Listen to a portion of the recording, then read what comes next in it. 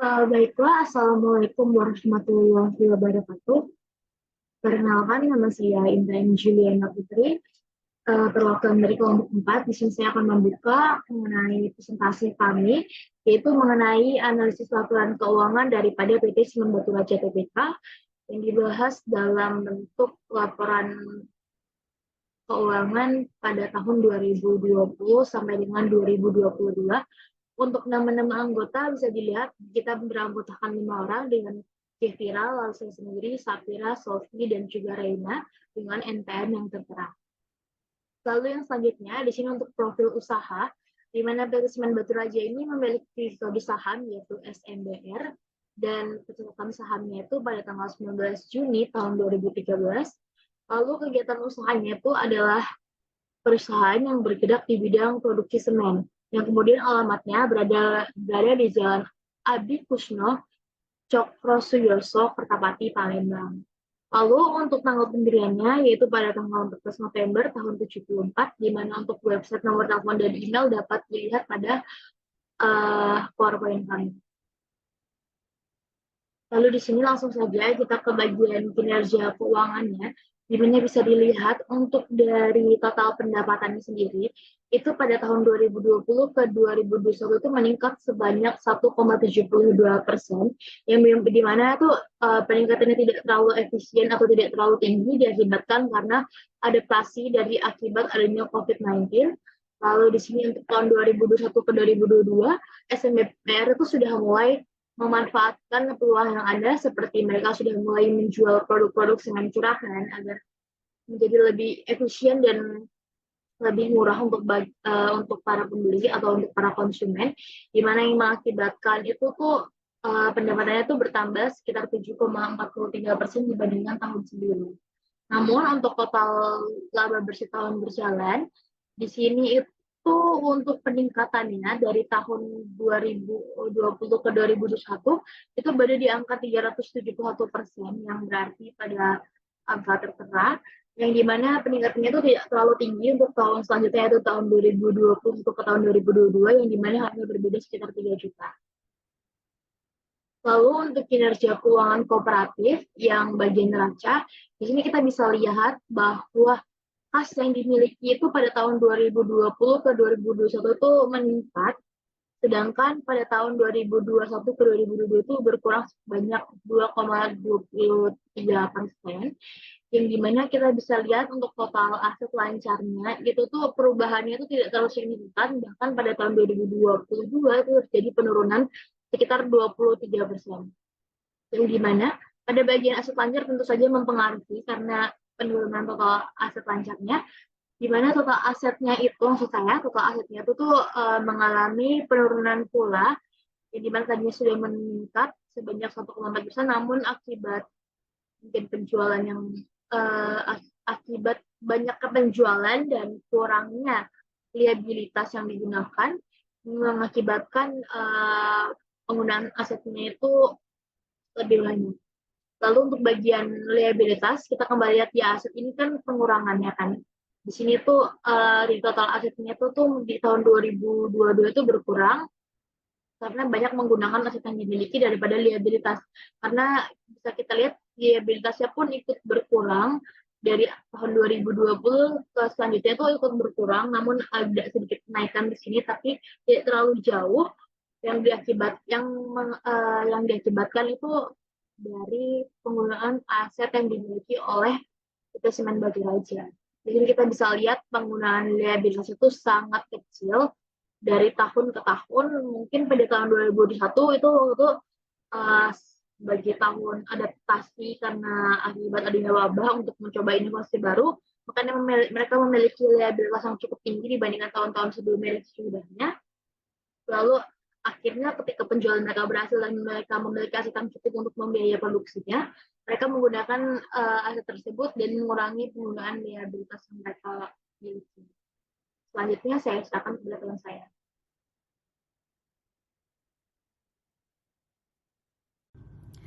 Oke, saya di sini akan menjelaskan tentang analisis tren, di mana dari hasil analisis di samping dapat dilihat dari beberapa akun pada 3 tahun terakhir yang dibandingkan dengan tahun dasar 2019 di atas mengalami perbedaan yang cukup signifikan. Dilihat dari nilai aset pada tahun 2021 memiliki jumlah kas sebesar 288%, ini cukup memiliki nilai yang cukup tinggi dibandingkan dengan tahun 2020 yang memiliki 195%, yang selisihnya 93%. Sedangkan pada tahun 2020 mengalami penurunan yaitu sebesar 6%. Menjadi 282%. Jumlah piutang pada tahun 2022 pun ikut menurun dibandingkan tahun-tahun sebelumnya, dikarenakan peningkatan penjualan produk semen curah naik pada tahun itu. Semen curah adalah produk milik SMBR yang harganya tergolong murah sehingga terjadi penurunan penjualan kredit. Untuk akun persediaan dan yang lainnya dapat dikatakan stabil dalam waktu 2020-2021, namun kembali menurun pada 2022 dikarenakan jumlah produksi semen yang kurang atau lebih banyak memproduksi semen ecer sehingga ikut mempengaruhi kenaikan BPP pada tahun 2022. Dari analisis di atas dapat diprediksi bahwa PT Semen Baturaja mengalami kenaikan yang kurang baik pada asetnya. Selanjutnya adalah analisis rasio atau profitabilitas, di mana GPM atau Gross Profit Margin dengan rumus laba kotor per total pendapatan. Contoh pada tahun 2020 yaitu 720.157.790 per 1.121.907.150 sama dengan 41,8%. Selanjutnya ada PMR atau Profit Margin Ratio. Rumusnya yaitu laba bersih per total pendapatan, di mana contoh pada tahun 2020 10,981673 per 1.721.907.150 rupiah sama dengan 0,06%. Selanjutnya adalah rasio pengembalian aset, di mana rumusnya yaitu laba bersih per total aset. Contoh pada tahun 2020 yaitu 10,901473 per 5.747.475.560 sama dengan 0,19%. Selanjutnya ada rasio pengembalian ekuitas, di mana rumusnya laba bersih per total ekuitas. EPS, earning per share, di mana rumusnya laba per jumlah saham yang beredar. Selanjutnya ada analisis rasio aktivitas, rasio perputaran kas. Rumusnya penjualan per rata-rata kas dan setara kas. Selanjutnya rasio perputaran total aset, di mana rumusnya penjualan per rata-rata total aset. Ya, selanjutnya ada rasio perputaran piutang, di mana penjualan per rata-rata total piutang. Selanjutnya ada rasio perputaran persediaan, di mana penjualan per rata-rata total persediaan. Selanjutnya ada rasio perputaran modal kerja, di mana rumusnya penjualan per rata-rata modal kerja. Selanjutnya yaitu rasio perputaran aset tetap, di mana penjualan per rata-rata aset tetap. Baik, di sini saya akan menjelaskan analisis rasio nilai pasar.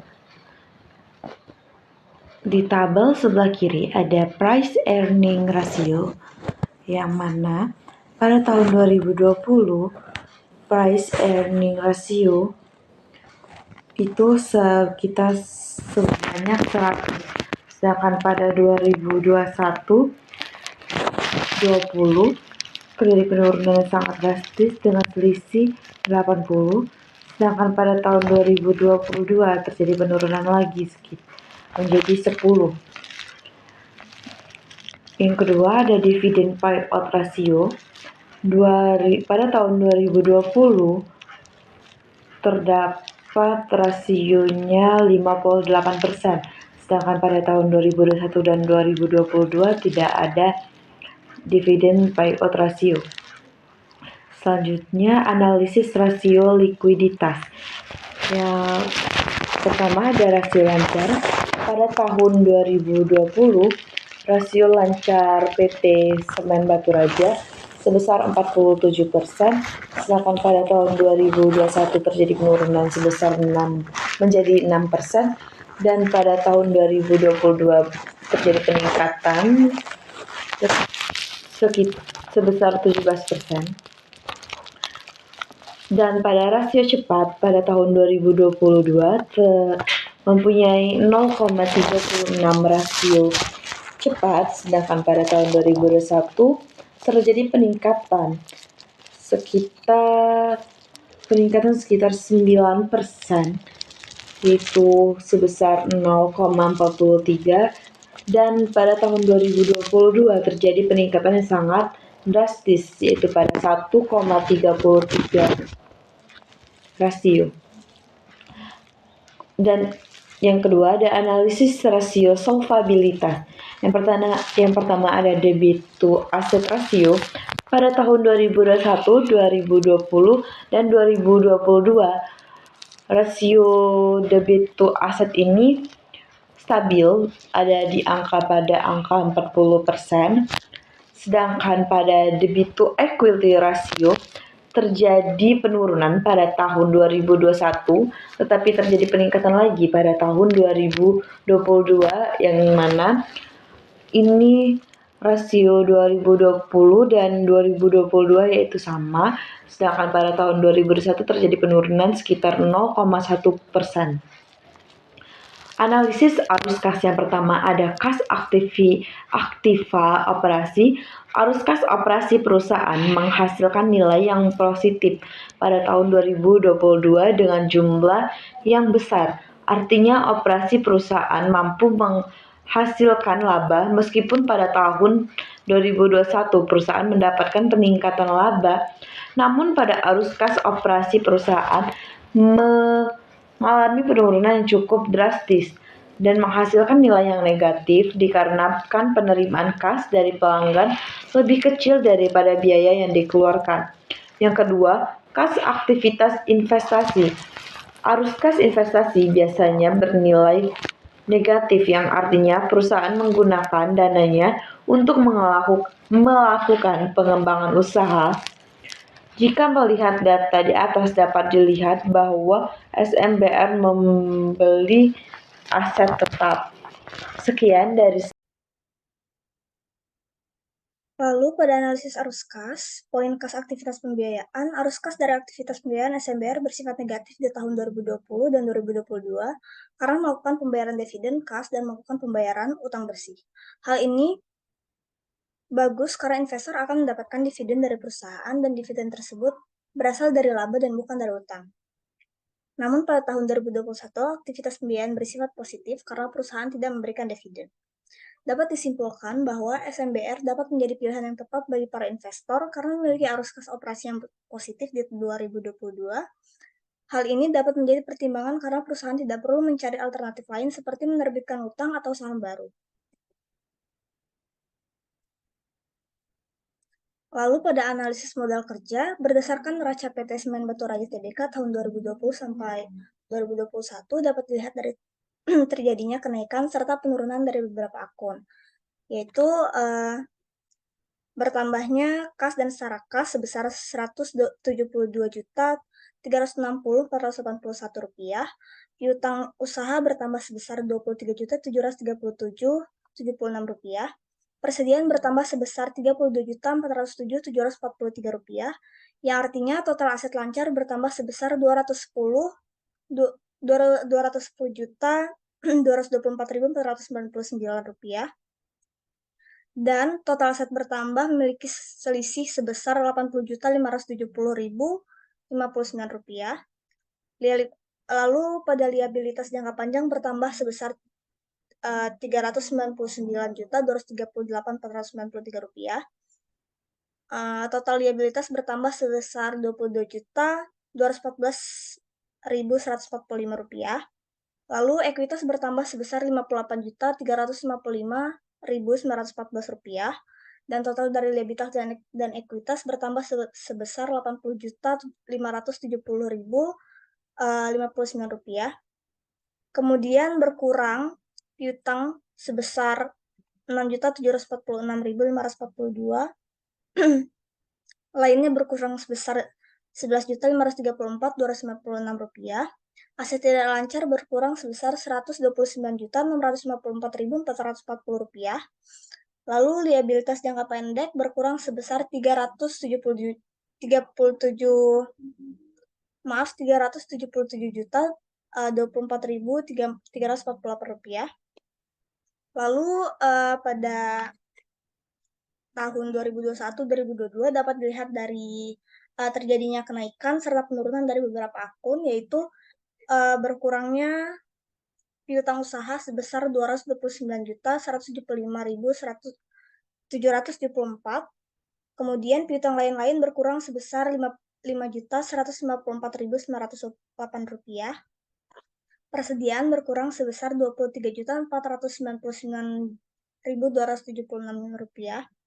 Kemudian total aset lancar berkurang sebesar Rp92.846.612. Lalu aset tidak lancar berkurang sebesar Rp433.080.423. Kemudian total aset berkurang sebesar Rp525.927.927.035. Liabilitas jangka pendek berkurang sebesar Rp264.553.953. Kemudian total liabilitas berkurang sebesar Rp240.954.762. Ekuitas berkurang sebesar Rp320.572.273. Dan total dari liabilitas dan ekuitas berkurang sebesar Rp525.927.035. Lalu bertambahnya kas dan setara kas sebesar Rp160.448.998. Lainnya bertambah sebesar Rp4.535.348. Dan liabilitas jangka panjang bertambah sebesar Rp59.599.191. Kemudian pada analisis the point, pada tahun 2020 sebesar 2%, pada tahun 2021 sebesar 9%, dan pada 2022 sebesar 17%. Hasil dari analisis ini menunjukkan PT Semen Baturaja Tbk pada tahun 2020 sampai 2022 cenderung naik. Ini menunjukkan bahwa manajemen mampu untuk memperoleh nilai ROI berdasarkan rata-rata hasil perhitungan ROI ini. PT Semen Baturaja Tbk pada tahun 2020-2022 memiliki nilai ROI terbesar sebesar 17%, yang menunjukkan bahwa perusahaan mampu menghasilkan keuntungan yang baik dari investasi yang dilakukan. Namun, terdapat beberapa faktor yang mempengaruhi kinerja keuangan perusahaan, seperti tingkat persaingan di industri dan perubahan regulasi pemerintah yang dapat mempengaruhi kinerja keuangan perusahaan di masa depan. Selanjutnya akan dilanjutkan oleh rekan saya.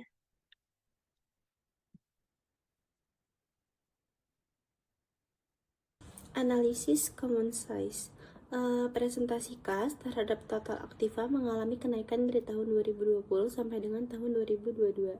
Ditinjau dari tahun 2020, komponen yang paling tinggi adalah aset tetap sebesar 73,95% dari aktiva.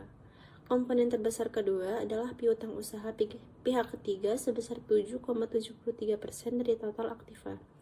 Komponen terkecil tahun 2020 adalah penyertaan saham, yaitu sebesar 0,00%. Dan aset keuangan lancar lainnya itu sebesar 0,01% ditinjau dari tahun 2018. Komponen yang paling tinggi adalah total aset tetap terbesar 71,04% dari aktiva. Komponen terbesar kedua adalah kas dan setara kas, yakni sebesar 9,19% dari total aktiva. Komponen terkecil tahun 2021 adalah penyertaan saham, yakni sebesar 0,00%, dan aset keuangan lancar lainnya yakni sebesar 0,01%.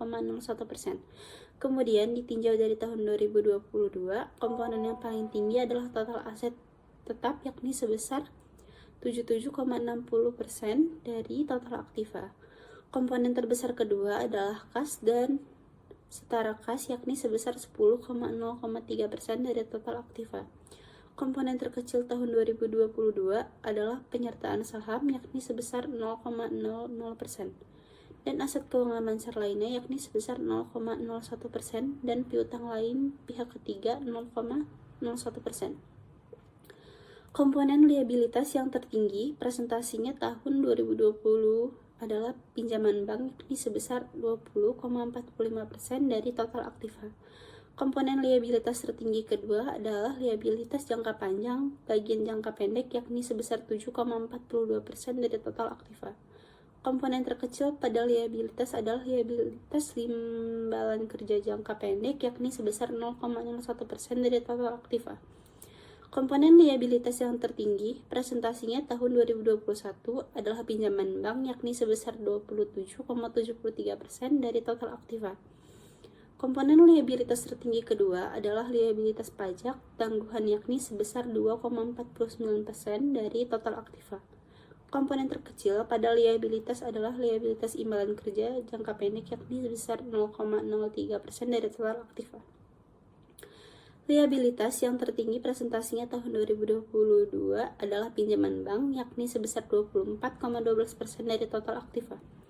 Komponen liabilitas tertinggi kedua adalah utang usaha pihak ketiga, yakni sebesar 3,85% dari total aktiva. Komponen terkecil pada liabilitas adalah liabilitas jangka pendek lainnya, yakni sebesar 0,16% dari total aktiva. Komponen liabilitas yang tertinggi presentasinya ditinjau dari tahun 2020.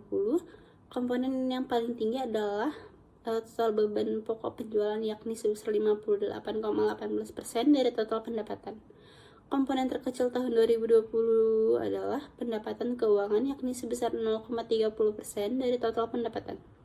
Ditinjau dari tahun 2021, komponen yang paling tinggi adalah total beban pokok penjualan, yakni sebesar 55,80% dari total pendapatan. Komponen terkecil tahun 2021 adalah pendapatan atau beban operasional lainnya, yakni sebesar 0,07%. Ditinjau dari tahun 2022, komponen yang paling tinggi adalah total beban pokok penjualan, yakni sebesar 55,19% dari total pendapatan. Komponen terkecil tahun 2022 adalah pendapatan atau beban operasi lainnya, yakni sebesar 0,30%.